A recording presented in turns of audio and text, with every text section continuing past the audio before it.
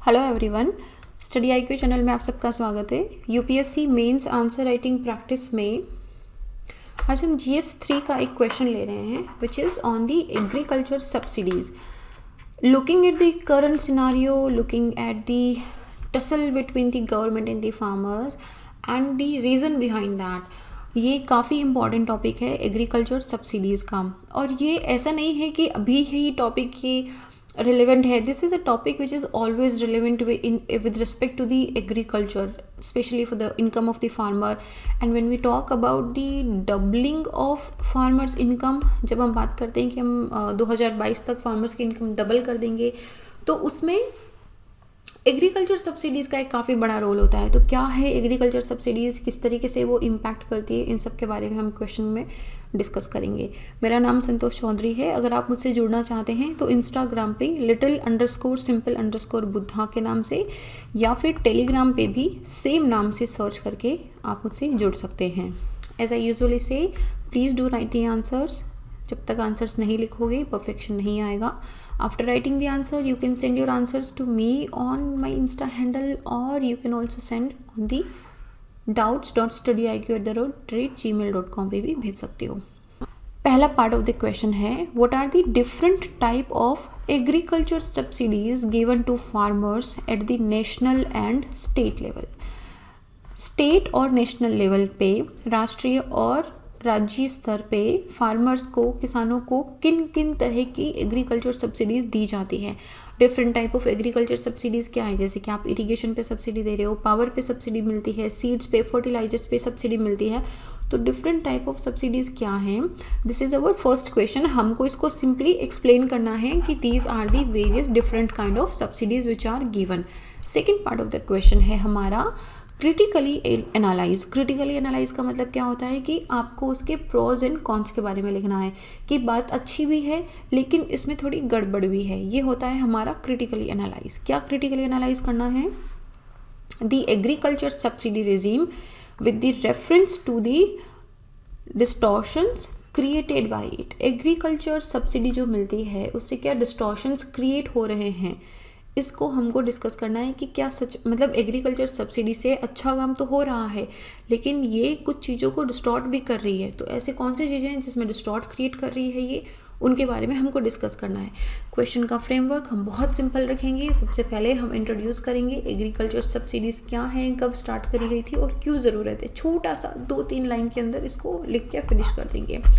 तो directly jump करेंगे, types of agriculture subsidies क्या हैं। टाइप्स ऑफ एग्रीकल्चर सब्सिडीज़ के अंदर जितनी भी टाइप के हमको याद है हम यहाँ पे स्टेट कर देंगे।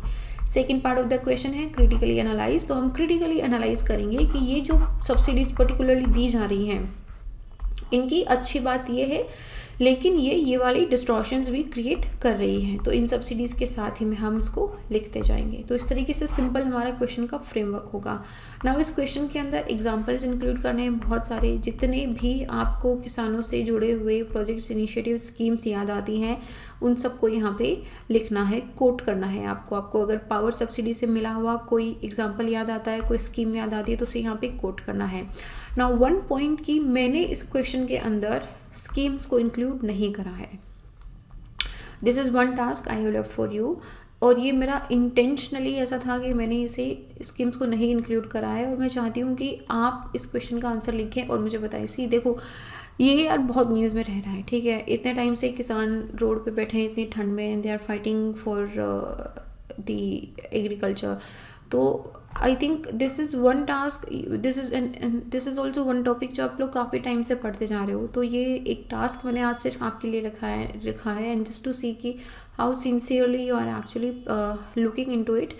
तो एग्जांपल्स आप दोगे मुझे, कंटेंट मैं दूंगी आपको। कूल, स्टार्ट करें। ओके, सो कंटेंट क्या होगा हमारा? देखो, सबसे पहली बात होती है सब्सिडी होती क्या है। द क्वेश्चन इज सब्सिडी क्या है। सब्सिडी जो है एक ऐसा ग्रांट होता है या फाइनेंशियल असिस्टेंस होती है। आप डायरेक्टली पैसे दे दोगे या इनडायरेक्टली हेल्प कर देते हो तो वो सब्सिडी होती है। गिवन बाय वन पार्टी, किस लिए? सपोर्ट या development of the other party. जैसे गवर्नमेंट जो है अगर वो फार्मर्स के सपोर्ट के लिए, अगर उनमें ज़्यादा प्रॉफिट हो, किसानों की खेती की लागत हो, उनमें ज़्यादा से ज़्यादा फ़ायदा हो, उनका इनकम इंक्रीज़ हो।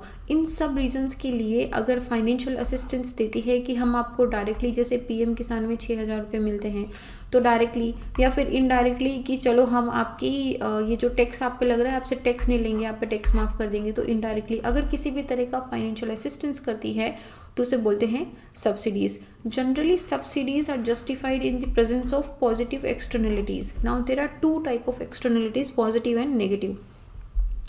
पॉजिटिव एक्सटर्नलिटीज़ का मतलब होता है कि आप कोई काम इसलिए कर रहे हो ताकि समाज में जो लोग हैं, जो एक नीचे का तबका है, वो ऊपर उठ के आए, ठीक है। तो हम पॉजिटिव एक्सटर्नलिटीज़ के लिए की प्रेजेंस को जस्टिफाई करती है सब्सिडीज़। कितने तरह की है, हमारा फर्स्ट क्वेश्चन स्टार्ट होता है। पहली है डायरेक्ट सब्सिडी। डायरेक्ट सब्सिडी क्या होती है? जो आपको सीधा कैश ग्रांट में दिया जाता है, आपको आपका पैसा सीधा माफ़ हो रहा है, सीधा आपको पैसा नहीं देना पड़ रहा, आपको इंटरेस्ट फ्री लोन मिल रहा है। आपने 1,00,000 रुपये का लोन लिया है बैंक से, आप पे किसी भी तरह का ब्याज नहीं लगाया जाएगा, या अगर आपको कोई डायरेक्ट बेनिफिट दिया जाता है तो ये सब आता है हमारा डायरेक्ट सब्सिडीज़ के अंदर। जैसे कि एग्जांपल क्या हो जाएगा, direct farm subsidies are the kind of subsidies जिसमें डायरेक्ट कैश इंसेंटिव्स दिए जाते हैं किसानों को, ताकि उनके प्रोडक्ट को और भी ज़्यादा कॉम्पिटिटिव बना सके वो ग्लोबल मार्केट के अंदर। So this is one example जिसमें farm subsidies, direct farm subsidies दी जाती हैं। डायरेक्ट फार्म सब्सिडीज़ जैसे कि पीएम किसान में 6,000 रुपये मिलते हैं, तो उसके पीछे का मोटिव ये रहता है कि किसानों की जो परचेजिंग पावर है वो इंक्रीज़ होगी, और उससे इवेंचुअली उनका जो लिविंग स्टैंडर्ड है वो भी इंक्रीज़ होगा, और किसका? रूरल पुअर का, किसानों का। तो ये इन डायरेक्ट सब्सिडीज़ में एक हेल्प रहती है। तो सेकेंड टाइप ऑफ होती है इनडायरेक्ट सब्सिडी, कि मैं आपको डायरेक्टली पैसे नहीं दूंगी, फाइनेंशियल ट्रांजेक्शन नहीं होगा, लेकिन आपको ऐसा काम कर दिया जाएगा कि आपको टैक्स फ्री, आप मतलब कि आपको उस चीज़ में पैसे कम लगेंगे। जैसे कि मैं आपको लो इंटरेस्ट लोन दे रही हूँ, आपने देखा कि मैं ज़ीरो इंटरेस्ट लोन अगर दे रही हूँ, इंटरेस्ट फ्री लोन अगर दे रही हूँ, तो वो मेरी डायरेक्ट सब्सिडी में आ रहा है। लेकिन मैंने क्या करा, लो इंटरेस्ट लोन है, मैंने पैसे कम कर दिए, लोगों से मैं 6% लेते हैं, आपसे हम 2% लेंगे, हमने लो इंटरेस्ट लोन लगा दिया। डेप्रिसिएशन राइट ऑफ, आपने देखा होगा कि फार्म लोन्स जो हैं वो वेव हो जाते हैं, फार्म लोन वेव्स हो गए हैं, रेंट रिबेट्स हो गए हैं, जो रेंट होती है उनको ख़त्म कर दिया है, टैक्स ब्रेक्स हो गए, किसानों से टैक्स नहीं लिया जाता है, इंश्योरेंस उनको दे दिया गया है। तो ये सब इनडायरेक्ट सब्सिडीज़ हैं। इनडायरेक्ट फार्म सब्सिडीज़ जिनमें ये जो चीपर क्रेडिट फैसिलिटीज़ प्रोवाइड करी जाती है, जैसे कि 2% पे लोन देना, फार्म लोन वेव कर दिए जाते हैं, इरिगेशन या इलेक्ट्रिसिटी का, पानी का या इलेक्ट्रिसिटी का जो बिल आता है उसको बहुत ही सब्सिडाइज्ड रेट पे दिया जाता है, कि जनरली अगर आपको 10 रुपये पर रीडिंग के अगर आपका जनरली घरों में लगता है, तो किसानों में वो शायद 1 रुपया पर रीडिंग या 2 रुपये पर रीडिंग पे लगता है। तो हमने क्या करा कि सब्सिडाइज कर दिया। अभी ये जो दोनों के बीच में डिफरेंस है, ये या तो गवर्नमेंट पे करती है या फिर इसको वेव कर दिया जाता है। Then we also give subsidies on the fertilisers, seeds पे एंड पेस्टिसाइड्स पे भी सब्सिडीज़ मिलती हैं। इसके साथ ही इन्वेस्टमेंट अगर हम एग्रीकल्चर रिसर्च में, एनवायरमेंट असिस्टेंस में या फार्मर ट्रेनिंग में करते हैं, तो this is also indirect subsidy. क्यों? क्योंकि एग्रीकल्चर रिसर्च असिस्टेंट या ट्रेनिंग के अंदर हम क्या कर रहे हैं, फार्मर्स को टीच कर रहे हैं। Indirectly we are giving them the wage कि इससे वो ज़्यादा से ज़्यादा अपनी इनकम को इंक्रीज कर सके। सो this is a different kind of field जिसके अंदर इन्वेस्टमेंट भी इनडायरेक्ट सब्सिडीज़ के अंदर ही आता है। नाउ हमको 1 बाय 1 देखना है कि ये जो सब्सिडीज़ दी जाती हैं इनका कितना फ़ायदा है और इनसे कितना नुकसान हो रहा है, दोनों चीज़ों को डिस्कस करेंगे। इनपुट सब्सिडी क्या होता है? देखो, कॉस्ट ऑफ प्रोडक्शन होता है एक चीज़ एग्रीकल्चर के अंदर।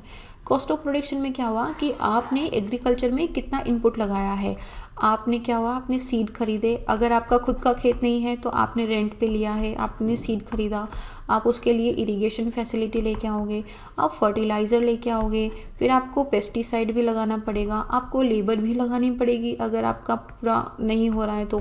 फिर क्या करोगे, आप उसकी कटाई करोगे, आप उसकी बुआई करो, आप उसकी उसको ट्रांसपोर्ट करोगे, मार्केट तक लेके जाओगे तो आपकी ट्रांसपोर्टेशन कॉस्ट लगेगी। अगर आपने उसको कहीं कोल्ड स्टोरेज में रखा है तो आपको कोल्ड स्टोरेज का रुपया लगेगा।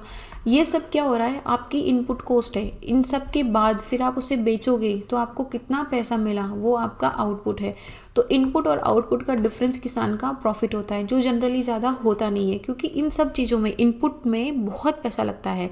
तो सरकार क्या करती है कि ये जो एग्रीकल्चर इनपुट्स होते हैं, जैसे कि सीड हो गया, रेंट हो गया, इरिगेशन हो गया, पावर हो गया, फर्टिलाइज़र, इन सब के प्राइस को मार्केट के स्टैंडर्ड प्राइस से कम कर देती हैं।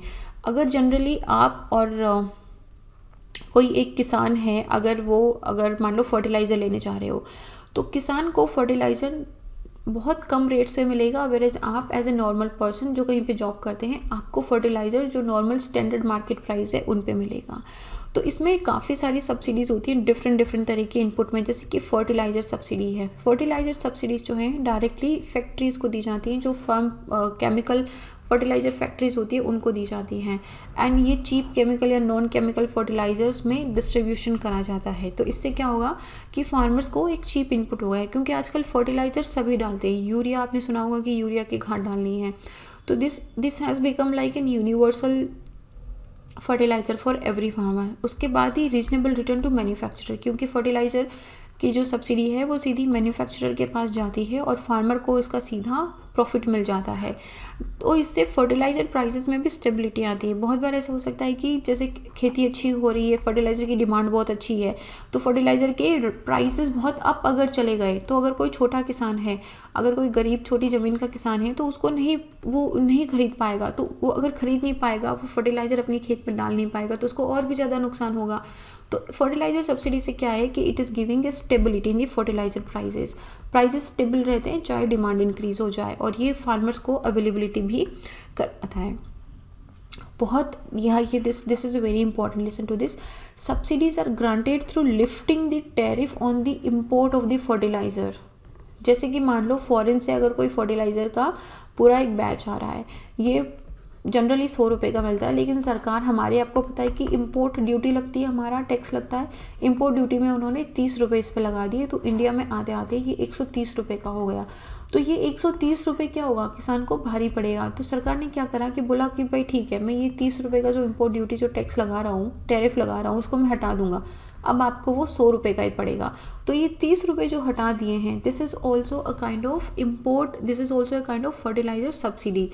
लेकिन फर्टिलाइज़र सब्सिडी के नुकसान क्या है, हमको क्या करना है, क्रिटिकली एनालाइज करना है। क्रिटिकली एनालाइज में डिस्टॉर्शंस क्रिएट क्या होते हैं। फर्टिलाइज़र जब फ्री में मिलता है या कम रेट पे मिलता है, तो ज़्यादा से ज़्यादा प्रोडक्शन के लालच में किसान ज़्यादा से ज़्यादा फर्टिलाइज़र यूज़ करते हैं, और हर साल यूज़ करते हैं।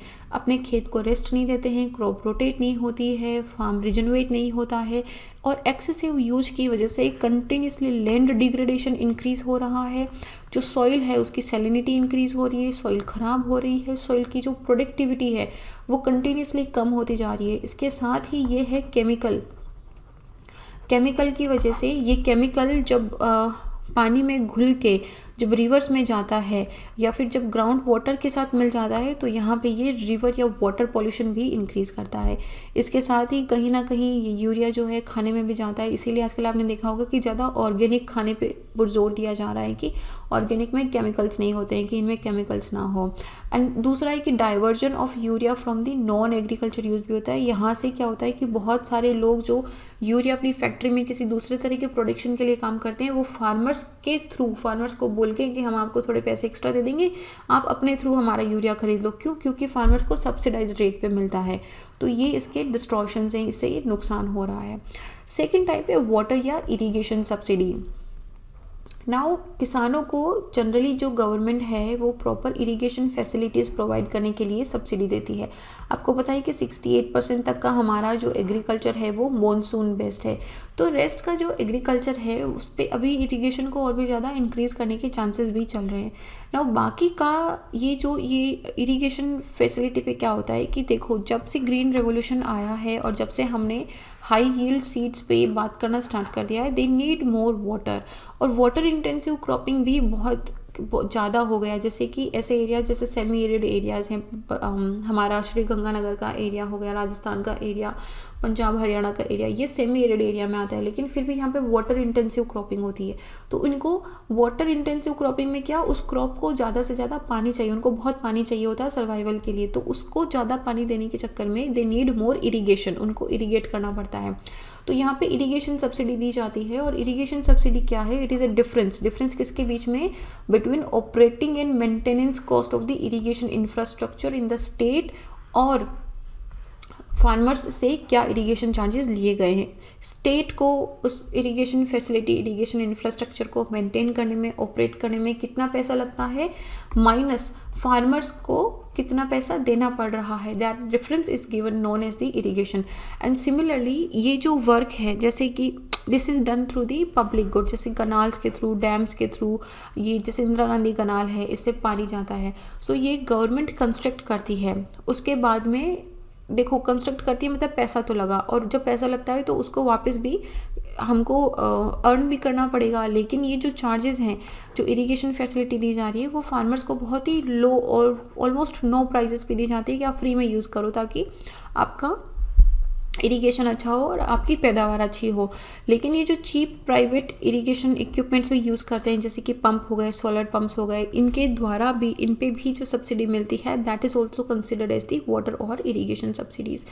अब इससे नुकसान क्या है, क्रिटिकली एनालाइज। सेकेंड पॉइंट, नुकसान में क्या होगा कि जब आपको कोई चीज़ फ्री में मिलती है तो हम जनरली उसका मिसयूज़ करने लग जाते हैं या बिना सोचे समझे इरेशनल यूज़ करते हैं, तो उससे वाटर सिक्योरिटी पे क्वेश्चन आ रहा है। और दूसरा वाटर लॉगिंग हम इसको बोलते हैं, this term is known as the water logging. आप ज़मीन में ज़रूरत से ज़्यादा अगर पानी डालोगे तो वो दलदली सी हो जाएगी, वो पानी, वो ज़मीन ख़राब होने लग जाती है। फिर अगर arid area, semi arid area के अंदर, जैसे जैसलमेर में इंदिरा गांधी कनाल आने के बाद, या फिर पंजाब हरियाणा के अंदर, ये arid and semi arid area के अंदर आता है। इस एरिया में जनरली टेम्परेचर होता है हाई। इस हाई टेम्परेचर के अंदर जब आप हाई इरिगेशन दोगे तो ये क्या करेगा कि जब के तेज धूप पड़ेगी तो कैपिलरी एक्शन के थ्रू अंदर के जो सॉल्ट होते हैं वो इसकी सरफेस पे आ जाते हैं, सॉइल पे आना स्टार्ट हो जाते हैं। तो ये सॉइल की सैलिनिटी को इंक्रीज़ करता है। ऑल्सो बहुत ज़्यादा एक्सेसिव इरिगेशन की वजह से पूरी सॉइल के जो माइक्रो न्यूट्रिएंट्स होते हैं वो पानी के साथ लीच होके नीचे चले जाते हैं। लीच होके मतलब नीचे की तरफ वो बह जाते हैं, गायब हो जाते हैं। और लैंड डिग्रेडेशन तो हो ही रहा है, सो इसकी वजह से डिस्ट्रॉशंस भी हो रहे हैं। The third type is power subsidy. Power subsidy में क्या होता है कि जो पावर डिस्कॉम्स होते हैं, हमारे distribution companies, power distribution companies दो तरह का डिस्ट्रीब्यूशन करती है। एक डिस्ट्रीब्यूशन जाता है एग्रीकल्चर पे और दूसरा जाता है जनरल हाउस होल्ड्स पे और इंडस्ट्रीज़ पे भी जाता है। तो इन तीनों का अलग अलग रेट होता है। अगर आप एग्रीकल्चर के लिए पावर सब्सिडी, अगर आप एग्रीकल्चर के लिए पावर को यूज़ करते हो तो आपकी रेट जनरली बहुत कम होती है, हाउस होल्ड के लिए मीडियम होती है और इंडस्ट्रीज़ के लिए बहुत हाई रेट की पावर सप्लाई की जाती है। नाउ गवर्नमेंट ने, ताकि ग्राउंड वाटर से पानी को एक्सट्रैक्ट कर सको आप लोग, ये मशीन्स एंड मोटर्स चला सके हम लोग, इसके लिए, और किसान को ज़्यादा खर्चा ना हो, इसके लिए गवर्नमेंट ने लो रेट्स पे इलेक्ट्रिसिटी सप्लाई करके रखी है फार्मर को। नाउ पावर जो है ये प्राइमरीली यूज़ करा जाता है इरिगेशन पर्पज़ के लिए। मोटर चला के ग्राउंड वाटर को निकाला जाएगा या फिर पानी के थ्रू, फव्वारे के थ्रू पानी से खेत को इरिगेट करा जाएगा। तो जो डिफरेंस होती है cost of generating and distributing electricity, जिस कोस्ट से पूरा पावर जनरेट हो रहा है, चाहे वो थर्मल हो, चाहे कोल हो, चाहे रिन्यूएबल हो, उससे, और उस पावर को डिस्ट्रीब्यूट करने में जितना पैसा लगता है माइनस फार्मर्स कितना पैसा देते हैं, that is given as the power subsidy. अब आप इमेजिन कर लो पावर को बनाने में कितना पैसा लगता है। हम लोग ऑयल, थर्मल हो गया या कोल हो गया है, पावर सप्लाई में कितना पैसा लगता है, उसके बाद में बड़े बड़े नेशनल ग्रिड्स होते हैं, and then what the price the farmer pay, इन दोनों के बीच में बहुत ह्यूज डिफरेंस होता है। So this huge difference is paid by the government and that is the power subsidy. Power subsidy का भी क्रिटिकली एनालाइज करना है हमको, तो पावर सब्सिडी का भी सेम है, वही है कि आपको अगर बहुत कम रेट पे मिल रहा है तो एक तो आप उसको डाइवर्ट करना स्टार्ट कर देते हो। आपने नाम से ले लिया कि मुझे एग्रीकल्चर के लिए चाहिए तो आपको सब्सिडाइज रेट पे पावर कनेक्शन मिल गया, इलेक्ट्रिसिटी कनेक्शन मिल गया, लेकिन आपने क्या करा, उसको डाइवर्ट कर दिया अपने खेत की तरफ या आपने उसको किसी और को दे दिया, तो आप क्या कर रहे हो, उसका मिसयूज़ कर रहे हो। सेकंड है कि आपको अगर सस्ती रेट पे पावर मिल रहा है तो over exploitation of ground water होता है, मोटर चलती रहेगी, मोटर बंद ही नहीं होती है, ग्राउंड वाटर ट्यूबवेल से जो पानी निकलता है वो बंद ही नहीं होता है, इट रन्स फॉर 24 आवर्स। इसकी वजह से आपकी इरिगेशन इनएफिशिएंसी होती है, डिस्कॉम्स पे बर्डन आता है, क्योंकि इलेक्ट्रिसिटी तो यूज़ हो रही है ना, जो इलेक्ट्रिसिटी हाउस होल्ड्स में इंडस्ट्रीज़ में जानी चाहिए थी वो यहाँ पे जा रही है, और यहाँ पे 24 आवर जो मोटर रन हो रही है उसमें पावर का वेस्टेज हो रहा है। फिर क्रॉस सब्सिडाइजेशन होता है। देखो, डिस्कॉम को या गवर्नमेंट को तो पैसे वापस लेने पड़ेंगे, ठीक है, उनको तो जितना कॉस्ट लगा है they have to earn it back. तो वो क्या करेंगे, किसानों से नहीं ले रहे हैं तो वो बाद में हाउसेज या फिर इंडस्ट्रियल जो पावर रेट्स होती हैं उसको बहुत ज़्यादा इंक्रीज़ कर देते हैं, तो ये हाई लॉजिस्टिक कॉस्ट हो जाती है बाकी चीज़ों के लिए, तो ये इसको क्रॉस सब्सिडाइज कर देते हैं। तो ये तो नुकसान हुए पावर सब्सिडी के। Next is the seed subsidy. Seed subsidy में क्या होता है, जब से हाई यील्डिंग सीड्स प्रोवाइड करें गवर्नमेंट ने लो प्राइसेस पे, and they are also supporting the research in the development activities, जिनसे इस तरह के जो प्रोडक्टिव सीड्स हैं ये गवर्नमेंट और भी ज़्यादा से प्रोड्यूस करे और इनको सब्सिडी देके, मतलब बहुत कम पैसे के अंदर इन सीड्स को गवर्नमेंट फार्मर्स को देती है। तो इसमें नुकसान क्या है, इसके डिस्ट्रॉशंस क्या हैं, इसको सुनो, मैंने इसको लिखा नहीं है यहाँ पे। डिस्ट्रॉशंस क्या होंगे इसके कि एक तो आप ज़्यादा से ज़्यादा हाई यील्ड सीड्स लेके आओगे, तो जो हमारे ऑर्गेनिक सीड्स या जो हमारे नेचुरल आपकी खेती से जो सीड्स निकले हैं उनका यूज़ ही नहीं होता है, उनको नहीं होते। फिर आप अगर HYS अगर आप हाई यील्डिंग सीड्स लेके आते हो then again you need more power, more irrigation, more fertilisers, तो वो पूरा एक विशियस साइकिल बन जाता है। साथ ही सीड सब्सिडीज़ में ये भी होता है कि बहुत बार सीड सब्सिडी से सीड लेके उसको खाने के पर्पज़ में या फिर उसको सेल आउट कर दिया जाता है हायर प्राइसेस पे, तो उसका मिसयूज़ भी होता है। So this is the critical analysis of the seed subsidy. Then we have the credit subsidy. Credit subsidy में क्या होता है कि इट इज़ द डिफरेंस। पहले देखो है क्या, क्रेडिट पे जो सब्सिडी दी जाती है, तो देखो अगर सरकार आपको क्रेडिट दे रही है तो उस पर जाहिर सी बात है कुछ तो लोन लगेगा ही, तो the difference between the interest जो वो फार्मर से चार्ज कर रहा है minus actual cost of providing the credit कितना है, दोनों के बीच में जो डिफरेंस है वो होता है क्रेडिट सब्सिडी। प्लस आपका अगर कोई फार्म, जैसे फार्म लोन्स हैं, जो बेड लोन्स हैं, अगर उनको वेव ऑफ कर दिया जाता है, जैसे कि interest subvention of the KCC है, तो इसमें क्या होगा कि इंटरेस्ट रेट है 0 कर दी, इंटरेस्ट रेट है उसको लो कर दिया है, तो जो एक्चुअल कॉस्ट होना चाहिए था 1000 रुपये, पूरे मैं क्रेडिट की बात कर रही हूँ, और एक्चुअल कॉस्ट किसान को लग रहा है 800, तो ये जो 200 रुपये का डिफरेंस है it is given by the government.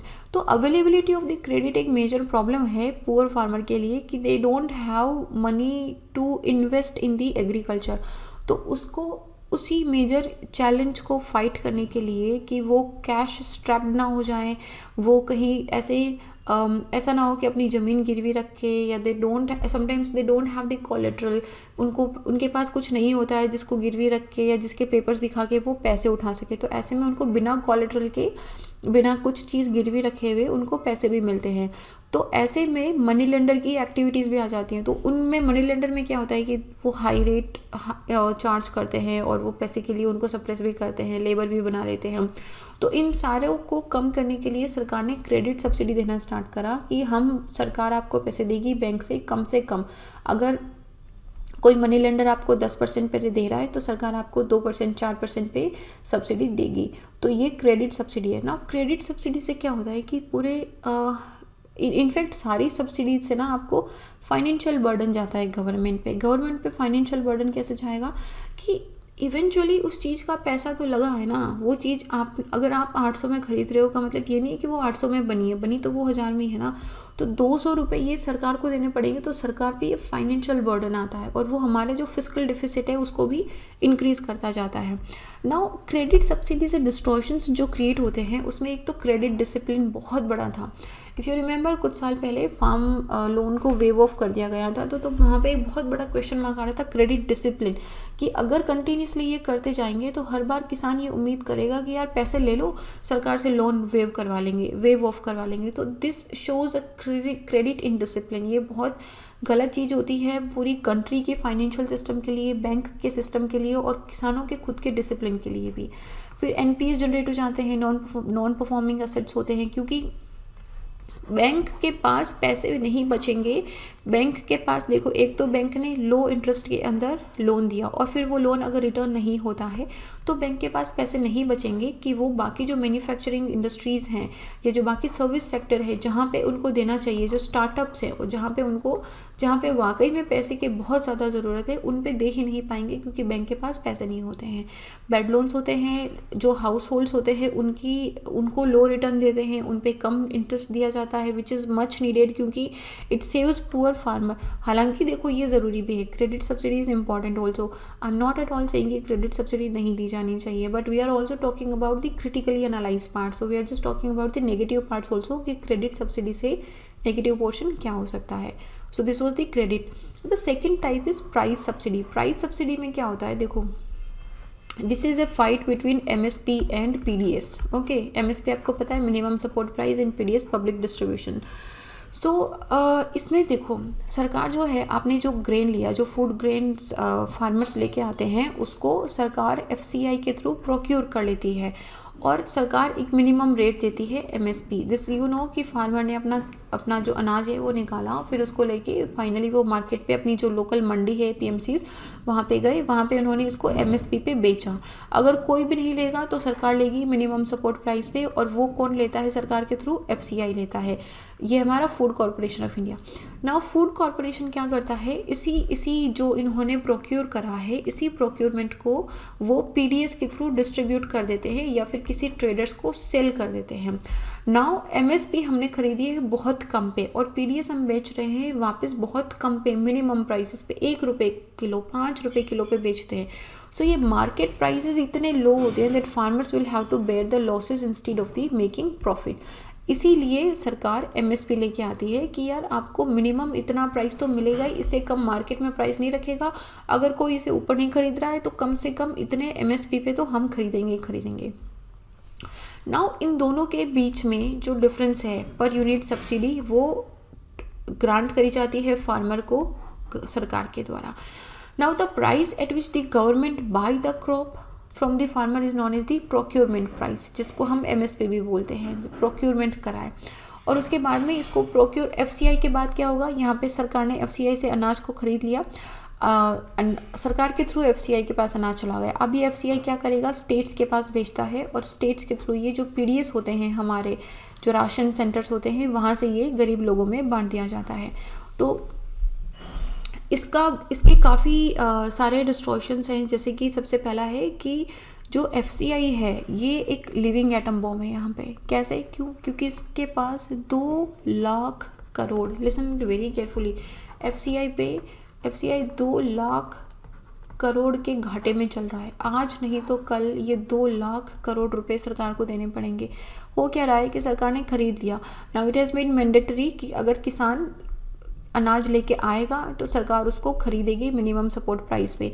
अब उस अनाज का होगा क्या, आपने PDS में बांट दिया, PDS डिस्ट्रीब्यूशन में बहुत सारी डिस्क्रिपेंसीज हैं, आपको पता है, कभी हम डिस्कस भी कर लेंगे। उसके बाद में वो अनाज पड़ा रहेगा, सड़ता रहेगा, उसका यूटिलाइजेशन नहीं होता है, वो एक्सपोर्ट नहीं होता है बहुत बार, और वो अनाज कुछ भी काम का नहीं आता, लेकिन सरकार को वो खरीदना है और उसमें ये जो 2 लाख करोड़ रुपए हैं ये इंक्रीज़ होते जा रहे हैं। तो ये एक बहुत बड़ा फाइनेंशियल बर्डन है जो सरकार पे बढ़ता जा रहा है। और दूसरा PDS का ये भी बहुत बड़ा नुकसान है, जैसे कि वीट एंड राइस जो है इन पे सबसे ज़्यादा, अभी आप इससे रिलेट कर सकते हो फार्म बिल से, और हरियाणा और पंजाब के किसान जो प्रोटेस्ट कर रहे हैं आप इससे रिलेट करो। वीट एंड राइस पे सबसे ज़्यादा MSPs मिलती हैं ना। किसान क्या सोचेगा कि यार मैं वो फसल उगाऊंगा जिसमें मुझे कम से कम इतना पैसा तो मिलेगा ही। मान लो मैंने ज्वार उगा लिया, बाजरा उगा लिया, कुछ और उगा लिया, क्या श्योरिटी है कि कल को उसकी रेट इतनी रहेगी। अगर मैं वीट या राइस में गेहूं चावल कुछ उगाता हूं तो कम से कम इतना तो मुझे मिलेगा ही। सो इसी चक्कर में ऐसे एरियाज जहां पे वीट एंड राइस नहीं होने चाहिए, वीट एंड राइस दोनों के दोनों वाटर इंटेंसिव क्रॉप्स हैं। वाटर इंटेंसिव क्रॉप कहाँ पे होनी चाहिए, जहाँ पे पानी की अवेलेबिलिटी अच्छी हो। नाउ वीट एंड राइस हो रहा है आपका पंजाब, हरियाणा, राजस्थान, इन सारे एरियाज़ में जो एरिड एंड सेमी एरिड में आता है। तो अभी हमने पहले डिस्कस करा था कि कैसे इरिगेशन की वजह से over exploitation of the ground water and excessive irrigation की वजह से ज़मीन खराब हो रही है, लैंड डिग्रेडेशन हो रहा है, and it is because of the price subsidies does have a major role. इसकी वजह से क्रॉप रोटेशन नहीं होता है, क्रॉप डाइवर्सिफिकेशन नहीं होता है। क्रॉप रोटेशन एंड डाइवर्सिफिकेशन में क्या होता है कि आप साल में 2 क्रॉप उगाओ, एक बार पल्सेस उगाओ, एक बार व्हीट उगाओ या राइस उगाओ, फिर आप एक दूसरी उगाओ। लेकिन किसान क्या करते हैं कि यही wheat and rice continuously water intensive crop की वजह से, वाटर गजलिंग क्रॉप्स जो होती हैं इनकी वजह से उगाते हैं। क्रॉप डाइवर्सिफाई नहीं करते हैं, क्रॉप रोटेट नहीं करते हैं, तो इसकी वजह से पूरी की पूरी ज़मीन ख़राब होती जा रही है। और बाकी एक्सेसिवली अनाज जो गवर्नमेंट के पास बच के जो FCI के गोदामों में सड़ रहा है, जिसको चूहे खा रहे हैं, that is a total completely different story. तो ये प्राइस सब्सिडीज़ हैं।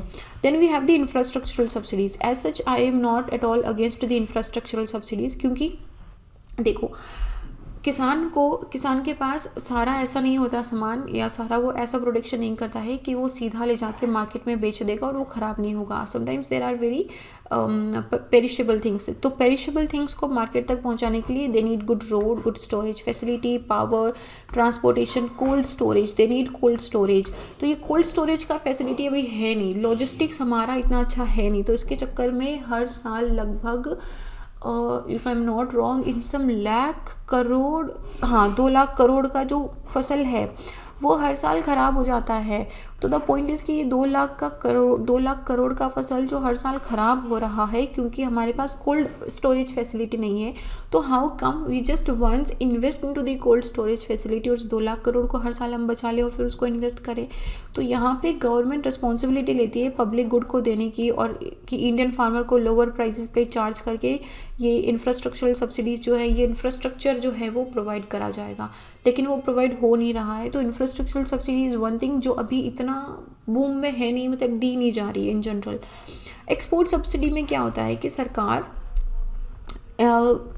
किसानों को पुश करती है, किसानों को इस चीज़ के लिए मोटिवेट करा जाता है कि आपके जो एग्रीकल्चर प्रोडक्ट्स हैं आप इसको बाहर बेचो। तो जैसे कि मैंने बताया था, अगर बाहर कंट्री से कोई चीज़ हमारी कंट्री में आ रही है, इंपोर्ट कर रहे हैं, तो हम यहाँ पे टैरिफ लगाते हैं, इंपोर्ट ड्यूटीज़ लगाते हैं। सिमिलरली अगर हमारी कंट्री से बाहर भी कहीं पे कोई जा रही है तो उस पर एक हमारी कंट्री का टैक्स भी लग सकता है, और जिस कंट्री में हम बेच रहे हैं, जहाँ पर हम एक्सपोर्ट कर रहे हैं, वो कंट्री भी यहाँ पर टैरिफ लगा सकती है। तो उससे क्या होगा, रेट्स बढ़ जाएंगे। तो इन रेट्स को मिनिमाइज़ करने के लिए गवर्नमेंट या तो इस टैक्स को वेव कर देगी, या यहाँ पे जो टैरिफ लग रहा है उस टैरिफ का सब्सिडाइज कर देती है। तो इसीलिए एग्रीकल्चर एक्सपोर्ट को जनरली एनकरेज करा जाता है। लेकिन यहाँ पे फिर पॉइंट ये भी आ जाता है कि एग्रीकल्चर एक्सपोर्ट को इनकरेज तभी तक करा जाता है जब तक वो डोमेस्टिक इकोनॉमी को हार्म ना करे। Take an example of the onion, this is a very interesting example. Now onions में क्या है कि देखो, ऑनियंस का रेट बढ़ा, ऑनियंस का डिमांड इंक्रीज़ हुआ, ऑनियंस का रेट इंक्रीज़ हुआ, तो पूरे ग्लोबल मार्केट के अंदर क्या होगा कि ऑनियंस का रेट इंक्रीज़ हो जाएगा। नाउ व्हाट वुड हैपन कि फार्मर चाहेगा कि अच्छा यहाँ पे तो मेरे को 70 रुपये किलो मिल रहा है, बाहर अगर मैं बेचता हूँ तो मुझे 200 रुपये किलो तक मिलेगा। He will start selling them abroad. लेकिन सरकार क्या करेगी कि नहीं, अभी डोमेस्टिक डिमांड है, अभी यहाँ पे 70 रुपये किलो की डिमांड ज़्यादा है, आप इधर ही बेचो। तो वो बाहर ओनियन के एक्सपोर्ट करने पे बैन लगा देगा, बैन नहीं होने नहीं देगा। तो यहाँ पे थोड़ा सा इस चीज़ का नुकसान ये हो जाता है। बाकी export subsidies are actually good. हम लोगों को इसमें वैल्यू एडिशन करके और भी ज़्यादा हमारे एक्सपोर्ट को, एग्रीकल्चर प्रोडक्ट के एक्सपोर्ट को बचाना चाहिए। इनफैक्ट यहाँ पे प्राइस सब्सिडी से गोदानों में जो हमारा अनाज पड़ा रहता है, इसको फैक्ट्रीज़ में, मैन्युफैक्चरिंग में, फूड प्रोसेसिंग इंडस्ट्रीज़ में लाके उसमें वैल्यू एडिशन करके we should definitely export that thing. सो ये है हमारा पूरा मटीरियल। आई नो थोड़ा सा लंबा था, but this is very very important. Different type of agriculture subsidies हैं, एंड आई होप कि आपका सब्सिडीज़ किस तरह की होती है उसका कॉन्सेप्ट थोड़ा क्लियर हो गया होगा। एंड आई नो कंटेंट थोड़ा लेंदी था, बट बहुत सारे एग्जांपल्स भी हैं, and I have given you one task also कि कौन कौन सी स्कीम्स हैं जिनके अंडर गवर्नमेंट इनिशिएटिव्स जो सब्सिडीज़ हैं वो प्रोवाइड कर रही है। इधर you mention it in the comment section और do write the answer. I really expect that you guys would be doing that, and this is it in this question. इस question का जो PDF है, अच्छा हाँ, this one thing I kept here. So आप अगर जैसे लिखो ना टाइप ऑफ सब्सिडीज, तो इस तरीके से डायग्राम बना के लिख सकते हो, मतलब इस तरीके से फ्लो चार्ट वगैरह बना के बढ़िया से रिप्रेजेंट करके इसको लिख सकते हो। ये थोड़ा अलग सा बढ़िया इंप्रेशन देगा। तो ये मैंने जस्ट एक आइडिया दिया है कि आपको अगर ज़्यादा टाइम ना लगे ना तो ऐसे बना के लिख दो। सो this is it. You can send your answer copies or download your this question PDF from my Insta handle, और सेम नाम से टेलीग्राम पे भी सर्च कर लो, मिल जाऊंगी मैं वहाँ पे, तो वहाँ पे सर्च करके PDF को डाउनलोड कर लेना. And this is it. I will see you guys in the next question. Till then be happy. Jai Hind.